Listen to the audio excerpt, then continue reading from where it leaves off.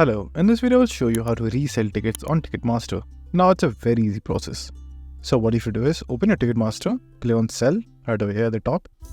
Now, over here you will have my tickets as you can see right over here. So if you don't have any tickets, just simply keep this in mind. In order to sell a ticket, if you purchase a ticket from Ticketmaster and the event organizer has enabled resell for your event, you can list your tickets from your account or enter your ticket which you can find after you have purchased your tickets. And you can also set your price so you are in complete control, and set your price using the pricing tool and see exactly how much you will be paid when your tickets sell.